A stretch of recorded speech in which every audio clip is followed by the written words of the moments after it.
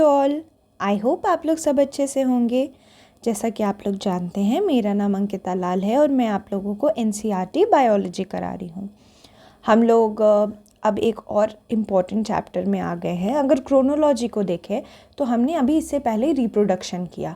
Reproduction में मैंने थोड़ा बहुत आपको वेरिएशन के बारे में बताया, ये क्यों होता है, इसमें इवोल्यूशन का क्या रोल है। तो उस हिसाब से जो नेक्स्ट चैप्टर हम लोग को पढ़ना बनता है वो हेरिडिटी होगा। ठीक है, इसके बारे में पहले भी मैंने बात करी है कुछ क्लासेस में, बट इसमें हम डिटेल में बात करेंगे।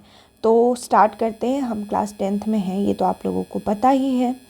और एक्चुअली जो ये चैप्टर उसमें हेरिडिटी है, ओके, लेकिन इवोल्यूशन कवर्ड नहीं है अकॉर्डिंग टू एनसीईआरटी जो आप डाउनलोड करोगे। बट मैं थोड़ा बहुत इवोल्यूशन भी आप लोगों को बता दूंगी ताकि आप लोगों को एक आइडिया लग जाए, क्योंकि जब भी हम हेरिडिटी पढ़ते हैं तो हम उसको इवोल्यूशन के साथ पढ़ते हैं। तो वैसे करके हम सारी चीज़ें देखेंगे। और क्योंकि ये चैप्टर थोड़ा सा ऐसा है कि इससे ज़्यादा PYQs नहीं आए हैं, बट इसका एक बहुत ही मेजर सेगमेंट है जो कि साइंस एंड टेक में आ सकता है। और BPSC के बदलते हुए पैटर्न को अगर हम देखें तो ये जो BPSC का पैटर्न है उसमें साइंस एंड टेक भी आना स्टार्ट हो गया है। तो जो साइंस एंड टेक वाली चीज़ है जो इस चैप्टर से रिलेटेड है, मैं आपको वो बताऊंगी। और वही आपका जो है वो जो हम MCQ सेशन लेते हैं उसका एक सब्स्टिट्यूशन होगा। तो ये बेसिकली हमारा रफ आइडिया है कि किस तरह से हम इसको करेंगे। तो बहुत बातें हो गई, अब स्टार्ट करते हैं। चलिए, तो हम करेंगे आज हेरिडिटी। हिंदी में अगर हम कहें तो ये होती है आनुवंशिकता। ठीक है, ये चीज़ को अब हम लोग डिटेल में देखेंगे। देखिए, अगर हम लोग बात करें, इससे पहले भी हमने बात करी है रिप्रोडक्शन की, तो मैंने बताया था कि कोई चीज़ होती है जिसको कहते हैं वेरिएशन। ठीक है, वेरिएशन बोलते हैं। वेरिएशन एक बहुत इम्पॉर्टेंट सा टर्म होता है, ये होती है अंतर। ठीक है, ये कुछ अंतर होते हैं। ये अंतर जो है, यही जो है वो बाद में किसी इंडिविजुअल के अंदर रिप्रोडक्शन के दौरान जमा होता है। कौन सा रिप्रोडक्शन? पिछले क्लास में हमने सेक्सुअल रिप्रोडक्शन में देखा था। ये सेक्सुअल रिप्रोडक्शन में जमा हो जाता है और वो चांसेस बढ़ा देता है सर्वाइवल की। और मैंने आप लोगों को क्लास 9th में बताया था कि एक कॉन्सेप्ट है survival of the fittest. Survival of the fittest, ये कॉन्सेप्ट किस साइंटिस्ट ने दिया था ये मैं नहीं बताऊंगी, ये आप कमेंट सेक्शन में लिखना। ठीक है, कमेंट सेक्शन में बताना कि सर्वाइवल ऑफ द फिटेस्ट किसने दिया था।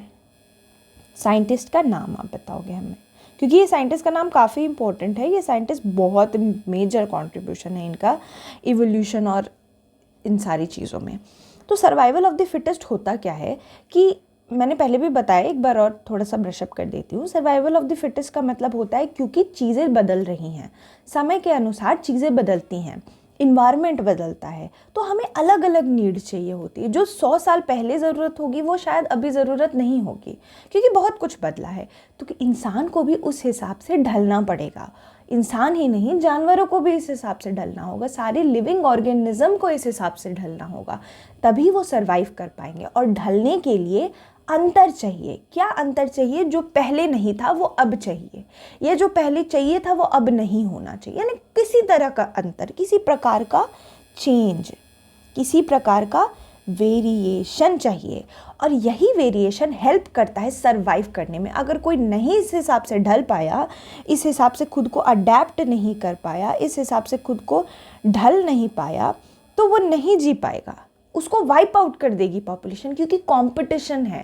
कंपटीशन हर चीज़ में है, लिविंग ऑर्गेनिजम्स में कंपटीशन है। Competition of what? Competition to survive.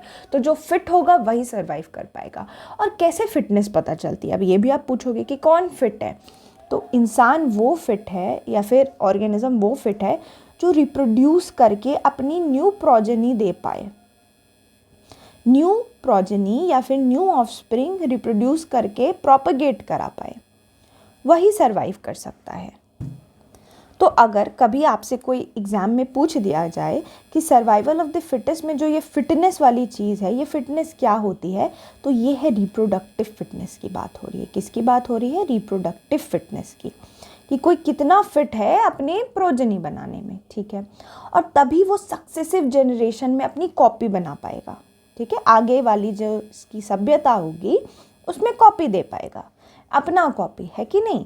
तो यही चीज़ होती है सर्वाइवल ऑफ द फिटेस्ट। आप उस साइंटिस्ट का नाम बताओगे मुझे। अब हम लोग चलो थोड़ा सा आ जाते हैं मेन चीज़ पर, वो है इनहेरिटेड ट्रेट। देखो इनहेरिटेंस होता क्या है, क्यों होता है, ये बात करते हैं। पहले हम लोग बात करते हैं हेरिडिटी की। सबसे पहले हम लोग क्या बात करेंगे, हेरिडिटी की बात करेंगे।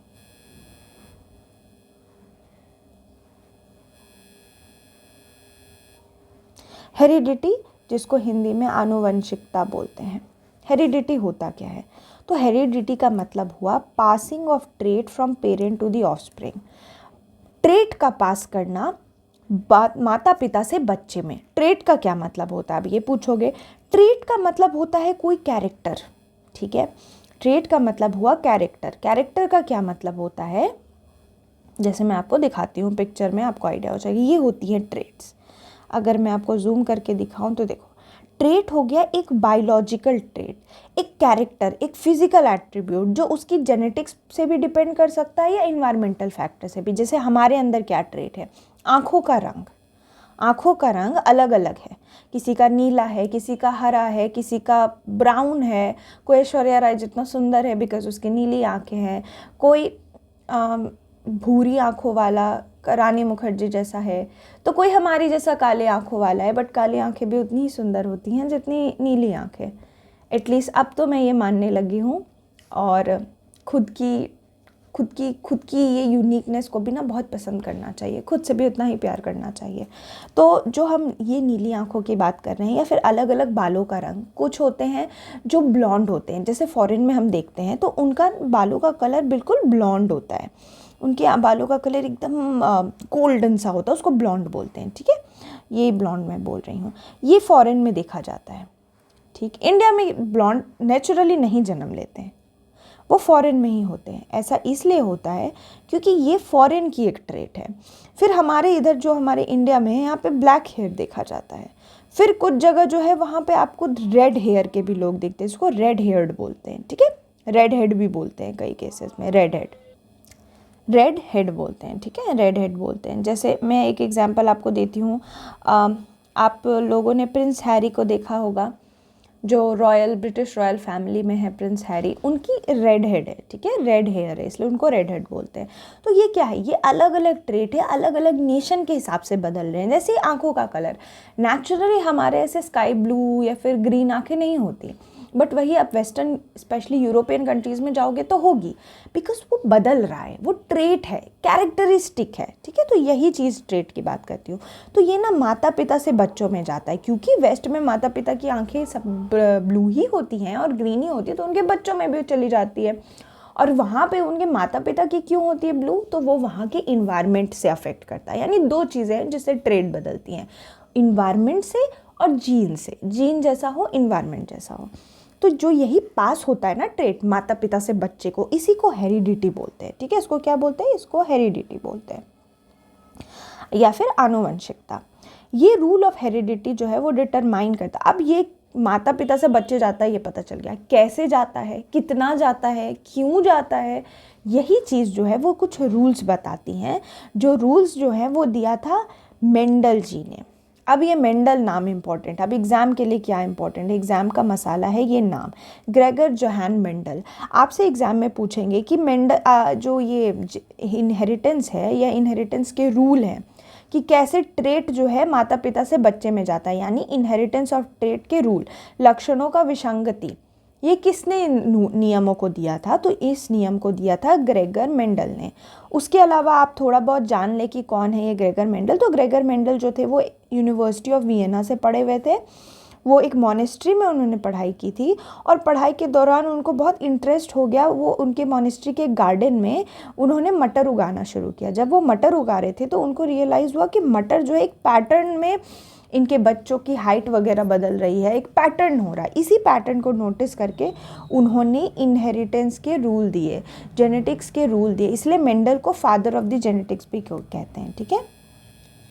मेंडल इज नोन एज,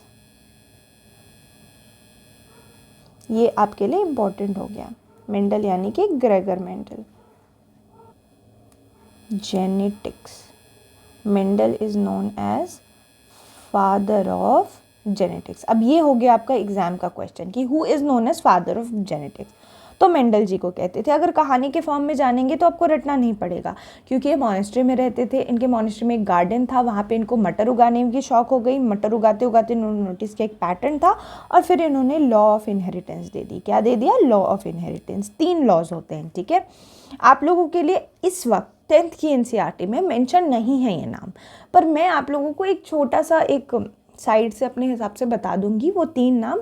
कोशिश करिएगा ये नाम याद रखने का, बट मेरे हिसाब से अभी इस मोमेंट पे आप इतना याद रख ले कि मेंडल जी ने ही लॉज ऑफ इनहेरिटेंस दी थी। 3 लॉज ऑफ इनहेरिटेंस होती हैं, ठीक। बाकी नाम मैं आपको बता दूंगी, आप याद कर लीजिएगा। चलिए, तो आपको पता चल गया मेंडल जी के बारे में। अब ये जो रूल्स ऑफ इनहेरिटेंस है उसमें मेंडल जी का योगदान हमें पढ़ना है, क्योंकि ये हमारी एनसीईआरटी में मेंशन है। तो रूल ऑफ इनहेरिटेंस की जब हम बात करते हैं तो यहाँ पे 3 लॉज हैं। ये सजेस्ट करता है कि जो माता और पिता होते हैं ये दोनों इक्वली कंट्रीब्यूट करते हैं जेनेटिक मटेरियल में टू द चाइल्ड, बच्चे की जेनेटिक मटेरियल में। तो जो रूल ऑफ इनहेरिटेंस होता है इसके बारे में क्या कहता है ये मेंडल जी का, ये कि माता और पिता, फादर को मैं ऐसे मेंशन करूँगी आप लोग के सामने, ऐसे। ये जब मैं नीचे एरो दिखाऊं तो फादर, और ऊपर अगर प्लस साइन दिखाऊं तो मदर। इस तरह से हम लोग डिनोट कर देते हैं हमारी बायोलॉजी में, तो कंफ्यूज नहीं होना है। तो फादर और मदर दोनों इक्वली कंट्रीब्यूट करते हैं बच्चे की जेनेटिक मटेरियल में, और इस वजह से हर ट्रेट के 2 वर्जन होते हैं बच्चों में। अब ये क्या है, इतना सुनने में एकदम कलिष्ठ सा लग रहा है, कॉम्प्लेक्स लग रहा है, बट ये बहुत आसान सी चीज़ है। इस चीज़ को समझाने के लिए मेंडल जी ने एक एक्सपेरिमेंट करा था, और यही एक्सपेरिमेंट बताता है हमें ये रूल ऑफ इनहेरिटेंस के बारे में। इसी एक्सपेरिमेंट को हम अभी देखेंगे। देखिए, मेंडल के एक्सपेरिमेंट की बात करें तो आपको बता ही दिया मैंने कि मटर के पेड़ पे कर रहे थे ये। तो देखो क्या किया था इन्होंने पी प्लांट ली थी, उसमें अलग अलग ट्रेट लिए थे। जैसे कि हम बात करें तो उन्होंने एक टॉल प्लांट लिया था, एक शॉर्ट प्लांट लिया था। तो अब अगर उन्होंने एक टॉल प्लांट और एक शॉर्ट प्लांट लिया, साथ में उनको रिप्रोड्यूस करवा दिया। क्रॉसिंग जब भी मैं कहूँ ना तो आप लोग समझेंगे रिप्रोडक्शन। क्रॉसिंग मतलब यहाँ पे रिप्रोडक्शन, उन दोनों को क्रॉस करवा दिया। तो यानी ये माता पिता हो गए, एक कोई प्लांट पेरेंट प्लांट, ये दोनों पेरेंट प्लांट होंगे कि नहीं? लॉजिक सी बात है, जब दोनों को रिप्रोड्यूस करा रहे हैं तो यही पेरेंट है, ये दोनों पेरेंट हो गए।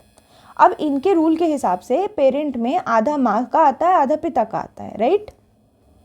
लॉजिकली तो ये दोनों पेरेंट हो गए। अभी कौन फादर है कौन मदर है, अब इसमें तो ये चीज़ नहीं पता चल सकती, ठीक है, क्योंकि ये पी प्लांट्स हैं। तो एक टॉल प्लांट लिया, एक शॉर्ट प्लांट लिया। अब क्या किया, इन दोनों को क्रॉस करवा दिया, यानी कि रिप्रोड्यूस करवा दिया। तो इन्होंने नोटिस किया कि जब इन्होंने क्रॉस करवाया टॉल प्लांट को शॉर्ट प्लांट से, जो कि यहाँ पे है क्रॉसिंग, ये देखिए, तो 2 जनरेशन करवाया इन्होंने। जो 2 जनरेशन को यहाँ पे F1 और F2 कह रहे हैं, ठीक है। F1 प्रोजेनी अगर मैं कहूँ तो F1 का मतलब है फर्स्ट जनरेशन, ये आप याद रखेंगे।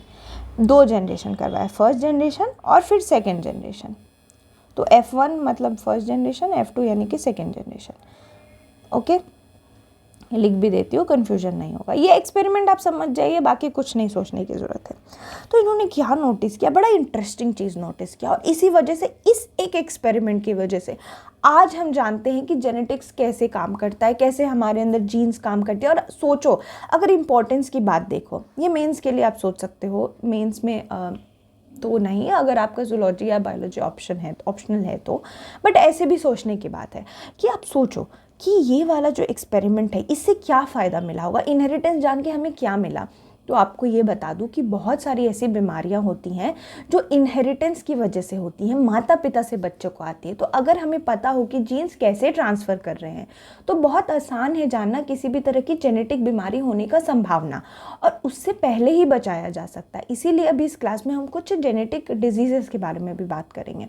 और इनहेरिटेंस ने इसी में, मेडिकल साइंस में क्रांति ले आई, इस एक मटर के एक्सपेरिमेंट ने। इस मटर के एक्सपेरिमेंट ने हमें ये आइडिया दिया कि कैसे कौन सी बीमारी हो सकती है, किससे कैसे बचा जा सकता है, और कितने चांसेस हैं।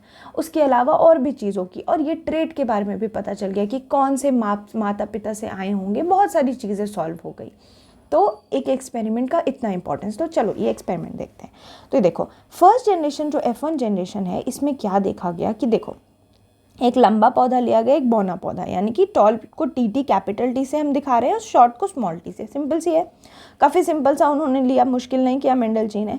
तब उन्होंने पहले जनरेशन में देखा कि जो 4 बच्चे हुए ये 2 माँ बाप के, तो ये चारों बच्चे जो थे उनमें कैपिटल टी स्मॉल टी आया है, यानी एक माता पिता से, ये कैपिटल टी को आप मान लो ये माता पिता के जीन्स हैं, ठीक है। एक पेरेंट से टी जीन आया, एक पेरेंट से स्मॉल टी जीन आया, और जो बच्चे हुए इन दोनों में ये जीन मिल गया, कैपिटल टी स्मॉल टी। अब हमें पता है कि कैपिटल टी लंबे के लिए था, स्मॉल टी छोटे के लिए था, और ये मिक्स आ गया। तो बच्चे बीच साइज के होने चाहिए थे, यानी कि लंबे और छोटे के बीच में होने चाहिए थे, बट उन्होंने देखा नहीं, सारे के सारे लंबे हैं, यानी कि इसमें से कोई एक डोमिनेंट है, यानी कोई एक ऐसा है जो अपने में इतना स्ट्रॉन्ग है, इतना प्रभाव डालता है कि बच्चों पे वो प्रभाव इतना आ गया कि छोटे वाले जीन होने के बावजूद सारे लंबे हो गए। तो इससे इनका पहला लॉ आता है, लॉ ऑफ डोमिनेंस, ठीक है। पहला लॉ ऑफ डोमिनेंस, इसको मैं अंडरलाइन कर देती हूँ रेड पेन से। पहला लॉ आता है लॉ ऑफ डोमिनेंस। अभी लॉ ऑफ डोमिनेंस की अगर हम लोग बात करें तो ये यही चीज़ बता रहा है कि लॉ ऑफ डोमिनेंस की ऑफस्प्रिंग को जब क्रॉस ब्रीड करते हैं तो डोमिनेंट कैरेक्टर F1 जनरेशन में दिखता है, यानी कि जो भी डोमिनेंट कैरेक्टर होगा F1 जनरेशन में डोमिनेंट पेरेंट का कैरेक्टर दिखेगा, डोमिनेंट कैरेक्टर विल शो। अभी हमारे आंखों के सामने हो गया, दिख रहा है आपको किस तरह से बड़े वाले का छोटे वाले का लिया, लेकिन सारे के सारे लंबे हो गए, मिक्स हुए ही नहीं। तो ये पहला लॉ आ गया। फिर क्या हुआ, ये तो पहला जनरेशन उन्होंने एक्सपेरिमेंट किया, लेकिन वो रुके नहीं। उन्होंने क्या किया, इन दोनों को अब क्रॉस करवा दिया। अब ये दो जो टॉल थे इन दोनों में रिप्रोडक्शन करवा दिया। जब ये दोनों पौधे, ठीक है, जो कि मिक्स हैं, ओके, ये मिक्स है basically, capital T small T, इनको जब ये सारे लंबे ही निकले थे, इनका कैरेक्टर तो लंबा था, जब इन दोनों को क्रॉस कराया तो इन्होंने नोटिस किया 3 तो ऐसे लंबे आए, ठीक है, पर एक छोटा आ गया। यानी पहले तो चारों के चारों लंबे थे, बट एक इसमें से छोटा निकल के आ गया जो पहले माँ बाप में था। यानी वो ट्रेट जो पहले माँ बाप में था वो शो करता है, बट दूसरे जनरेशन में शो करता है। यानी कि ये पहले जनरेशन में शो नहीं किया, मतलब ये खोया नहीं है, ये दूसरे जनरेशन में आया। तो ये जो दूसरा लॉ इन्होंने दिया, इस लॉ का नाम फिर आ गया लॉ ऑफ सेग्रीगेशन। क्या आ गया, लॉ ऑफ सेग्रीगेशन। अब मैं बताती हूँ लॉ ऑफ सेग्रीगेशन क्या है। ये सारे एक्सपेरिमेंट जो थे वो लॉज की तरफ लेकर गए हमें। लॉ ऑफ सेग्रीगेशन का मतलब F2 जनरेशन में दोनों कैरेक्टर शो होंगे, जो F1 जनरेशन में छुप गए थे वो F2 जनरेशन में शो होंगे। तो मैं इसको यहाँ लिख देती हूँ, इन F2 generation both original characters will show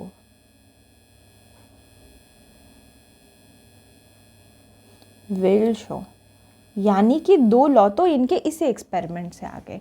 तीसरा है लॉ ऑफ इंडिपेंडेंट असॉर्टमेंट। इसमें ना डाई हाइब्रिड क्रॉस लेते हैं, और ये मैंने नीचे दिखाया आप लोगों को, ये रहा ये डाई हाइब्रिड क्रॉस।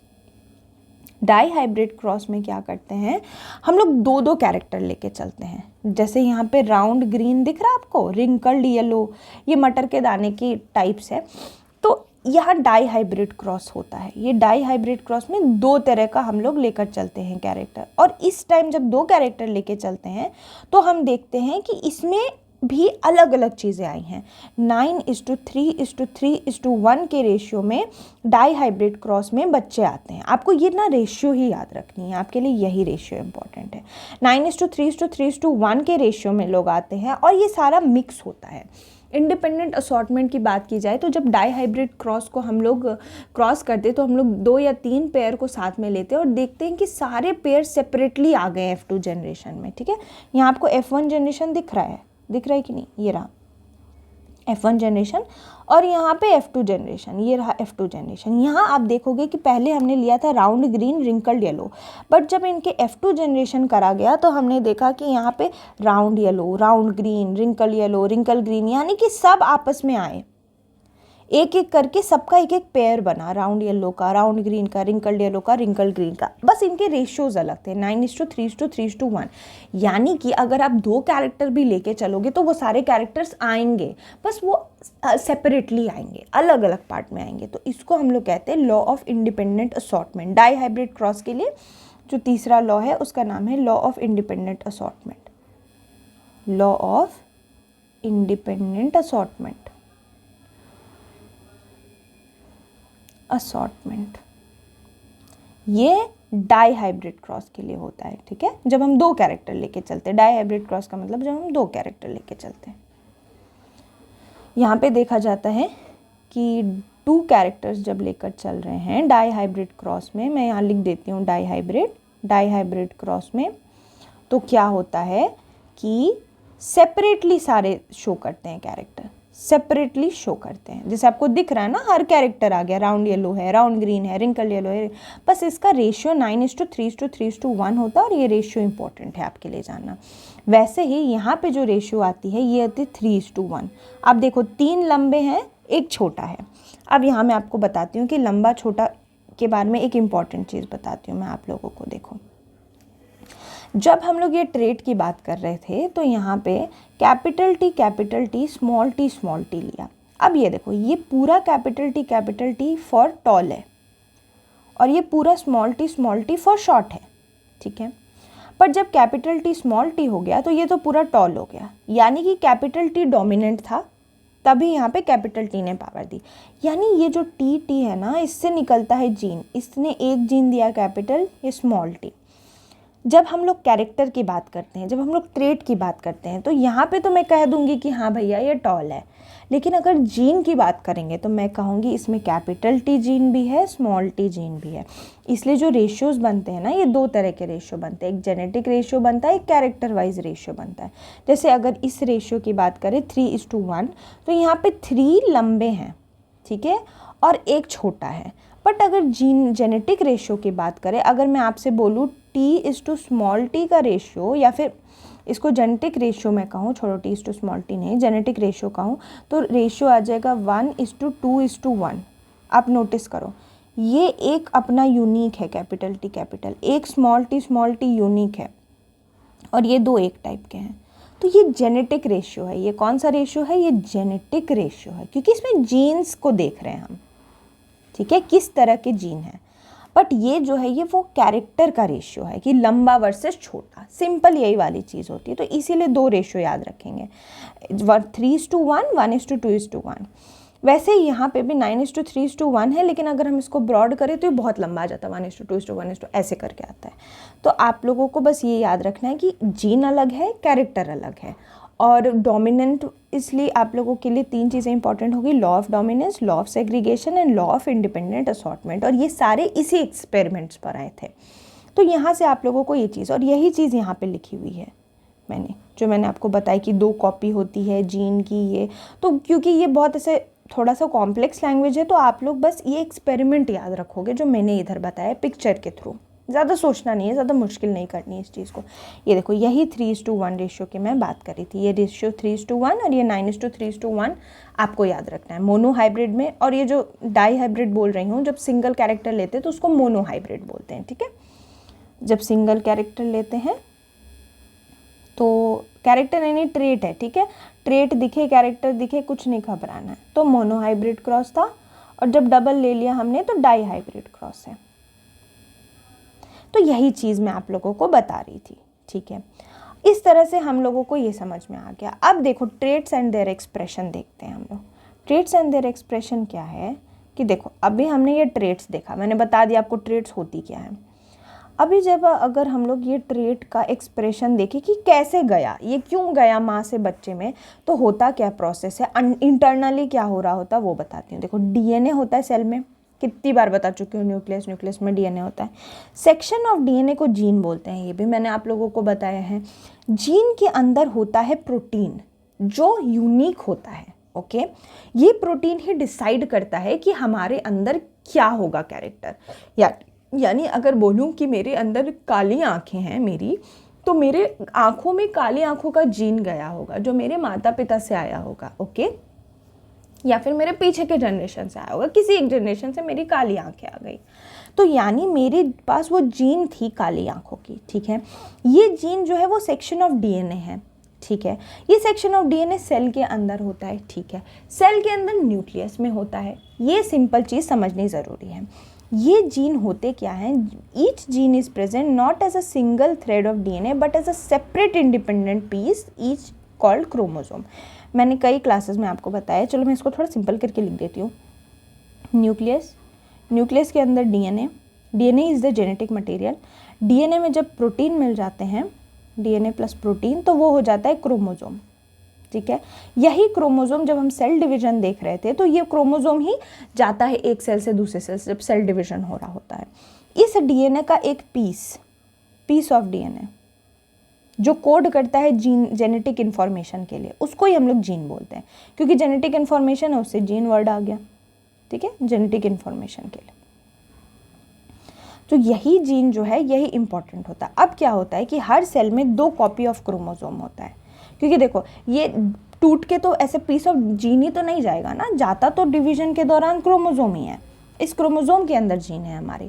तो जब ये क्रोमोसोम जा रहा होता है तो हर सेल में 2 कॉपी ऑफ क्रोमोसोम होता है, एक क्रोमोसोम माता का, एक क्रोमोसोम पिता का।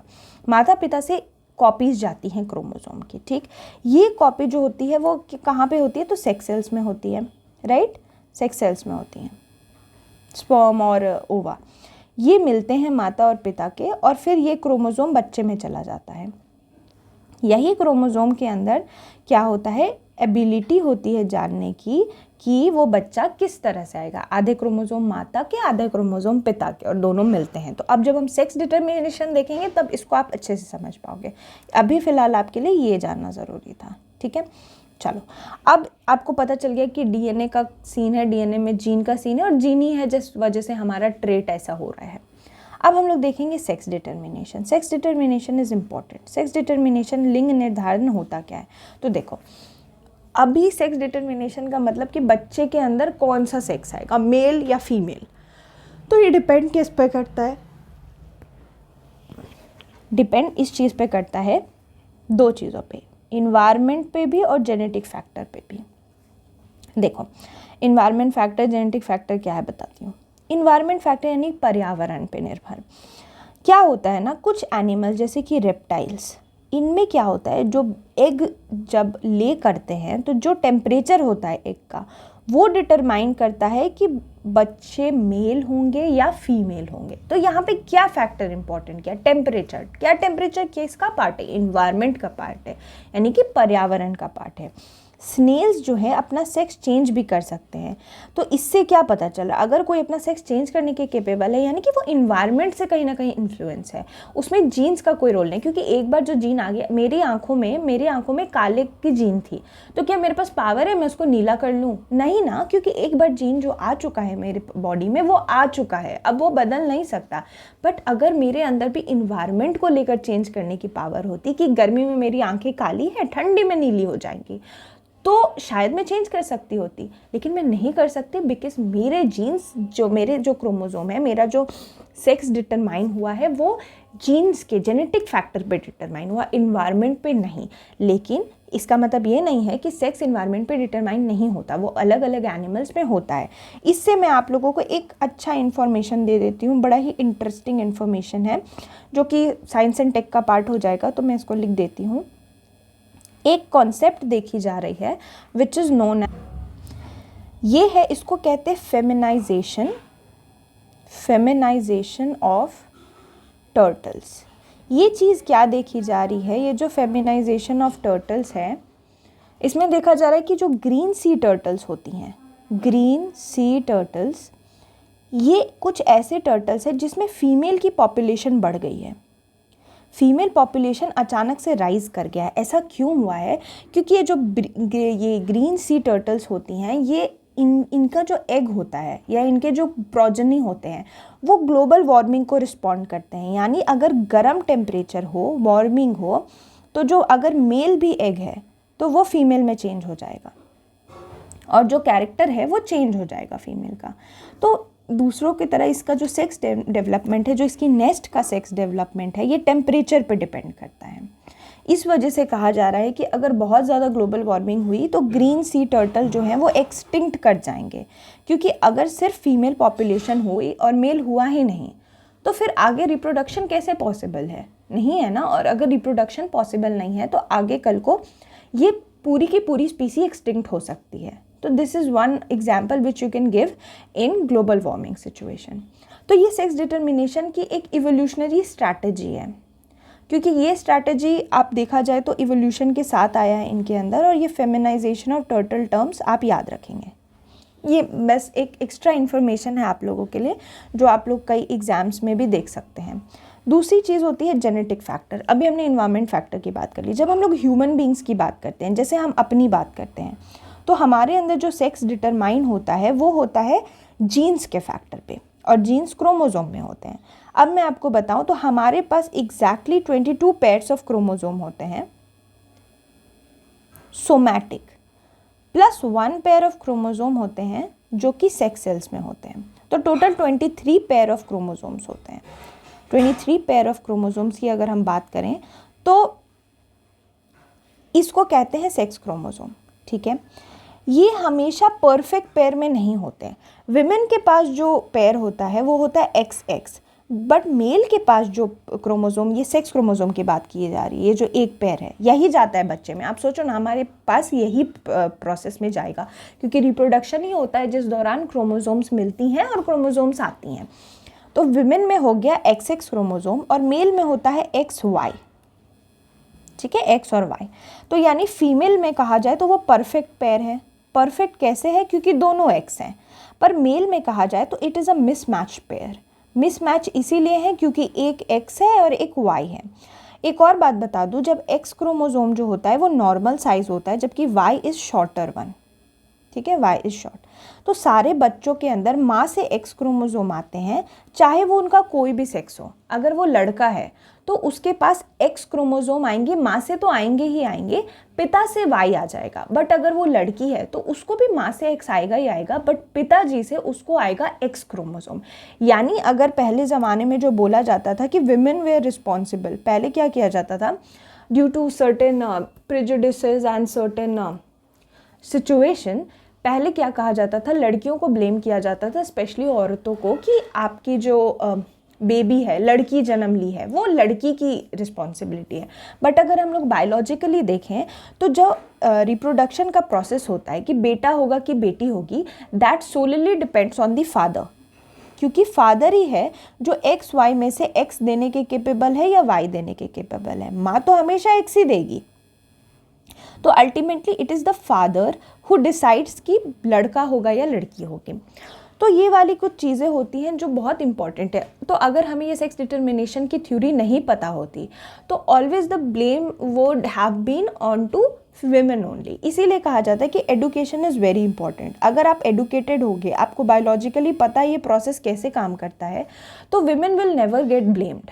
सो that women never get blames, one should always be ready to educate it.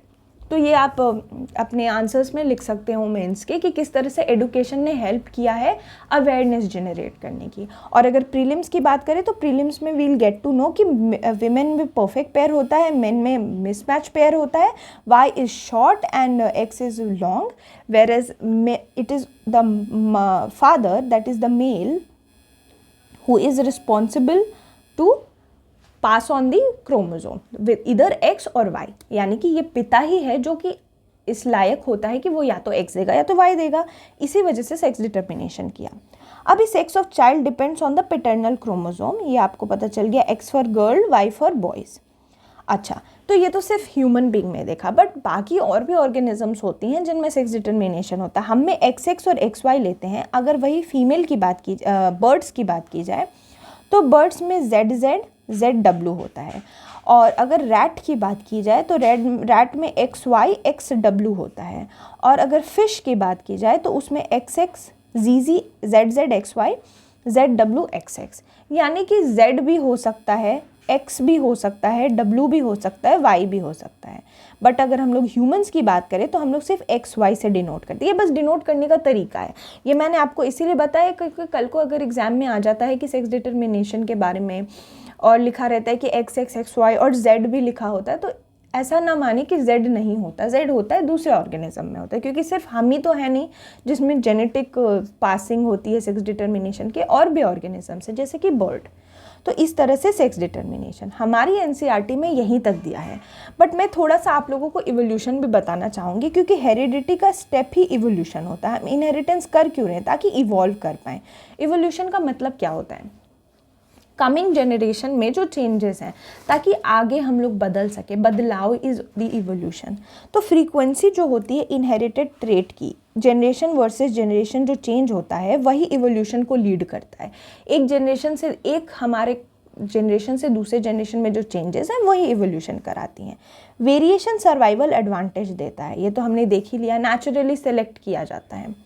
Genetic drift एक और टर्म है, happens when diversity occurs without any adaptation. इसका ये मतलब है कि कोई पॉपुलेशन है, ठीक है, पॉपुलेशन किसी चीज़ की पॉपुलेशन है, उसमें क्या हुआ कि उन्होंने किसी तरह का अडैप्टेशन नहीं किया, कोई बदलाव नहीं करी, बट फिर भी डाइवर्सिटी आ गई, ठीक है। तो उस प्रोसेस को जेनेटिक ड्रिफ्ट कहते हैं। ये सब कुछ ऐसी टर्म है। ये एक और चीज़ मैं आपको बता देती हूँ, इनहेरिटेड एंड एक्वायर्ड ट्रेट, ये भी इम्पॉर्टेंट है।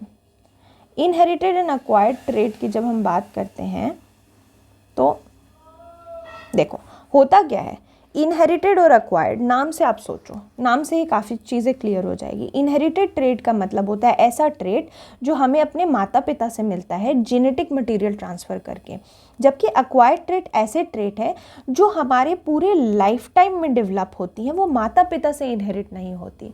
जैसे मैं इसके कुछ एग्जाम्पल दे देती हूँ, ये इंपॉर्टेंट है इसीलिए मैं आपको बता रही हूँ। देखो इनहेरिटेड ट्रेट का एग्जाम्पल क्या हो गया, मैंने आप लोगों को बताया था आई कलर, हेयर कलर, ये सारी चीज़ें इनहेरिटेड हैं, ये हमें हमारे माता पिता से मिल रही हैं।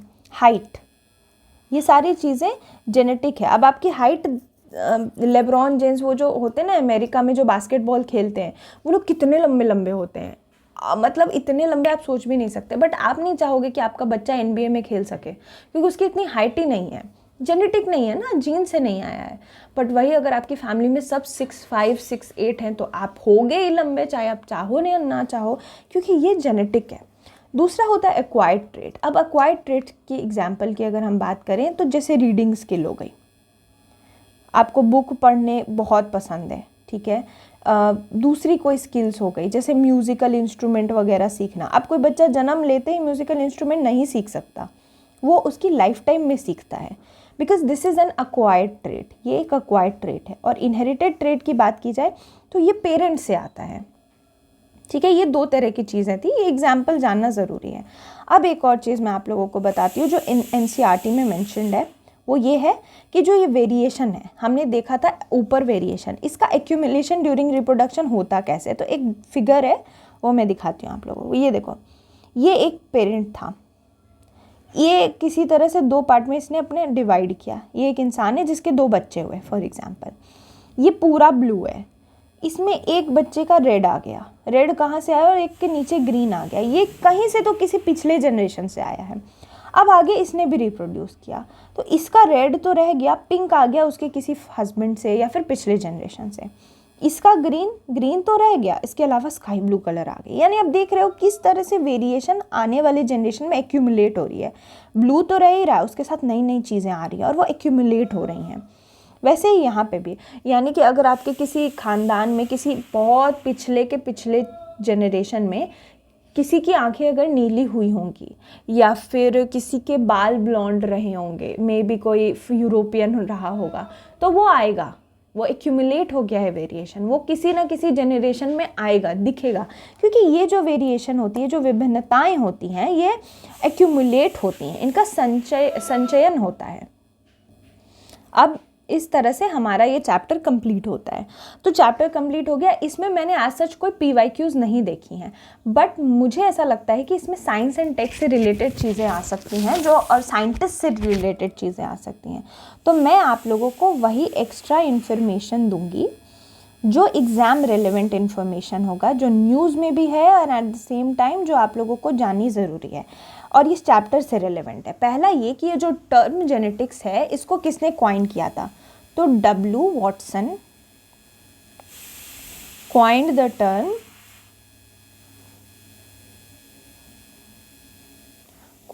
Term genetics. जेनेटिक्स जो हम पढ़ते हैं, स्टडी ऑफ जीनोमिक्स, ये जो इनहेरिटेंस है उसकी स्टडी को जेनेटिक्स बोलते हैं। ये टर्म डब्ल्यू वॉटसन ने कॉइन किया था। दूसरा इन्फॉर्मेशन जो मैं आप लोगों को बताना चाहूँगी वो ये है कि ये तो बता दिया जेनेटिक्स, और क्या बताऊँ आप लोग, ओके हाँ, कुछ सिंड्रोम्स बता दो। थोड़ा एक और चीज़ बार बॉडी के बारे में बता देती हूँ। देखो बार बॉडी क्या होती है। जब हम लोग सेक्स डिटर्मिनेशन पढ़ रहे थे तो हमने पढ़ा था कि ये ऐसे एक्स वाई जाता है। फीमेल सोमैटिक सेल में देखो 2 सेल्स होते हैं, सेक्स सेल्स होते हैं एक्स वाई जो हमने देखा, और उसके अलावा जो 22 पेयर ऑफ क्रोमोसोम्स होते हैं ना, वहाँ पे कहाँ पे जाते हैं, सोमैटिक सेल्स में जाते हैं। जो भी अपार्ट फ्रॉम सेक्स सेल्स हैं वो सोमैटिक सेल्स है। तो फीमेल की जो सोमैटिक सेल होती है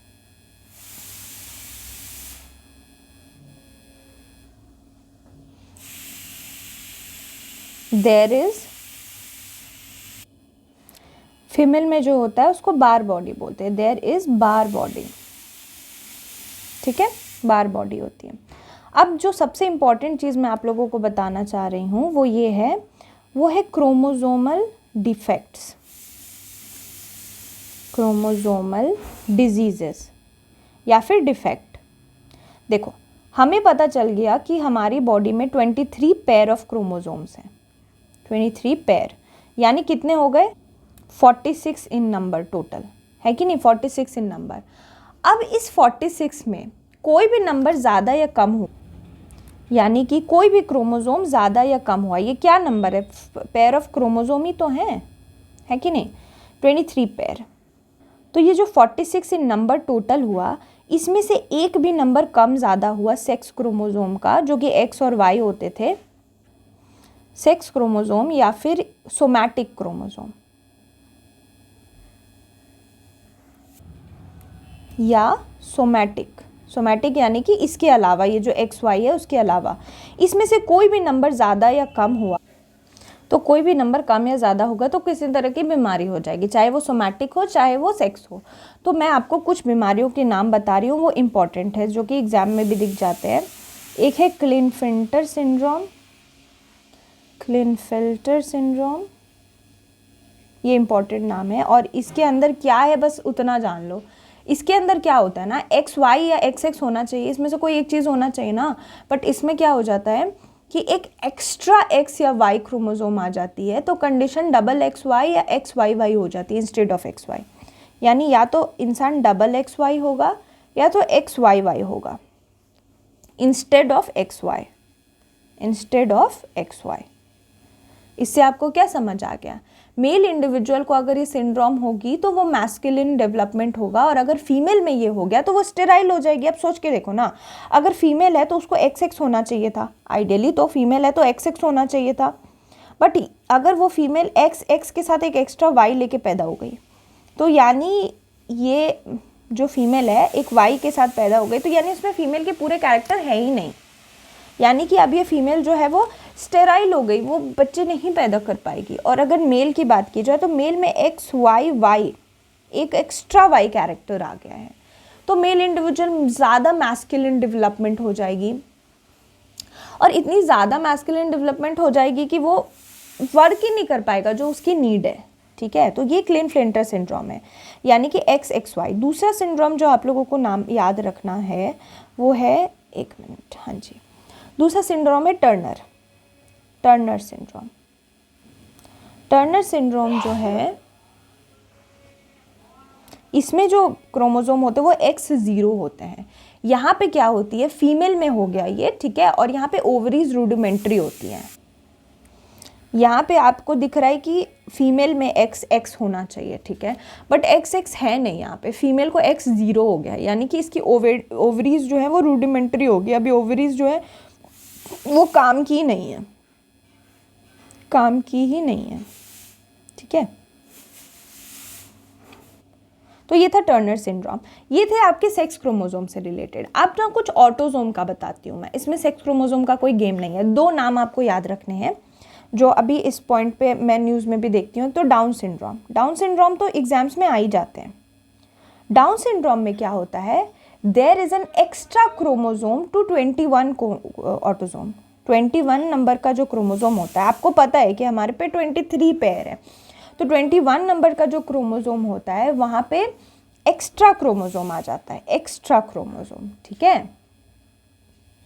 और इस वजह से इंसान के अंदर हो जाता है डाउन सिंड्रोम, एक्स्ट्रा क्रोमोसोम के। इसके कुछ फीचर्स आपको याद रखने हैं। पहला फीचर ये कि वो मोंगोलॉइड दिखने लगता है, ठीक है, कैरेक्टर मोंगोलॉइड हो जाता है, मेंटली रिटार्डेड हो जाता है, मेंटल डेवलपमेंट नहीं होती बच्चे की।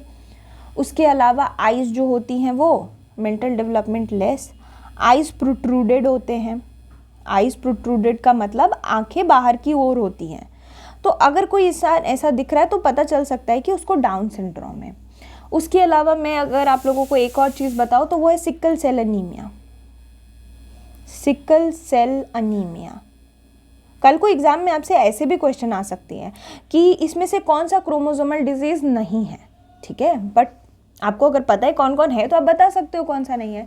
इसमें क्या होता है, 11th ऑटोसोमल क्रोमोसोम में चेंज आ जाती है, 11 क्रोमोसोम में चेंज आता है, 11th नंबर क्रोमोसोम में चेंज आता है।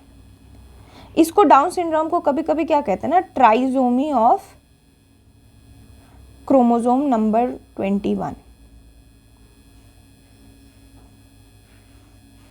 तो ये कुछ डिजीज़ेस थी, ये आपके लिए जानना काफ़ी इंपॉर्टेंट था, इसीलिए मैंने ये चीज़ आपको बता दी, क्योंकि कल को एग्ज़ाम में इसी तरह के क्वेश्चंस दिख सकते हैं। Okay, wait a minute.